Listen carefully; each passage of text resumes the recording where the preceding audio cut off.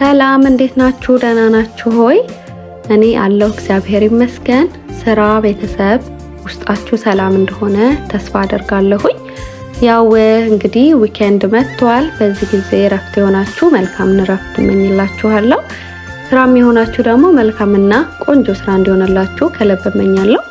ዛሬ ያው የቀን ውሎዬን ከእናንተ ጋር ምን እንደሚመስል ሼር ለማድረግ ነው የመጣሁት። ብዙ ላለማውራት ሞክራለሁኝ፣ የቀረውን ራሳችሁ እንድታዩት በማለት ነው። ያው ኪሎዬ እንደምታዩት ሰውነቴ ጨምሯል። ያንን ለመቀነስ ደግሞ ለኔ ፍቱን ይባላል መድኃኒቴ ሩጫ ነው። ሩጫዬን በደንብ ሮጥኩኝ። ከዛ ሌሎች እንኳን ቀላል ስፖርቶች ነው የሰራሁት ከረጅም ጊዜ በኋላ ስለተመለስኩኝ። ያው ስፖርት የሚሰራው ለጤንነት ጭምር ነው። ከዛም በላይ ለሰውነት ለጤንነትም ቢሆንም ደግሞ ለአይምሮ ረፍት ለአይምሮ ደስታ ደግሞ በጣም ዋና ነው። ደስታ ከእግዚአብሔር ነው፣ ግን ስፖርትም በጣም የራሱ አስተዋጽኦ አለው ብዬ ስለማምን ነው። ብቻ እዛ በመሄድ ነው ውሎዬን የጀመርኩት። ሌላውን ከቪዲዮ ተከታተሉት። መልካም ጊዜ ይሁንላችሁ። አመሰግናለሁ።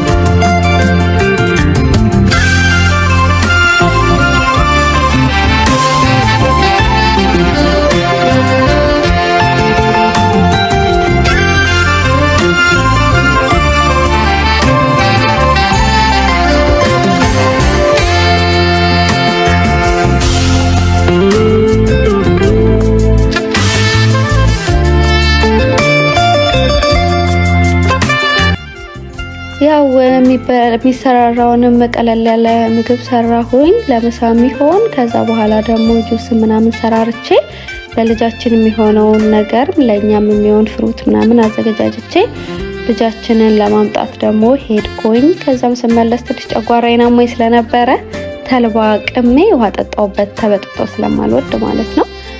ያው ምግቤ ይሄን ይመስላል። ምግቤን አዘጋጅቼ ከበላሁኝ በኋላ የተለየ ነገር አላደረኩኝም። ያው ቪዲዮስ ገብቶም ሼር የሚደረግም ያን ያህል ነገር አልነበረም። ከዚህ በኋላ ያው በምግቤ መጨረሻ ነው መሰናበታችሁ ማለት ነው። በሌላ ቪዲዮ ደግሞ ተመልሰን እስከምንገናኝ ድረስ መልካም ጊዜ ይሁንላችሁ። እግዚአብሔር ከእናንተ ጋር ይሁን። ባይ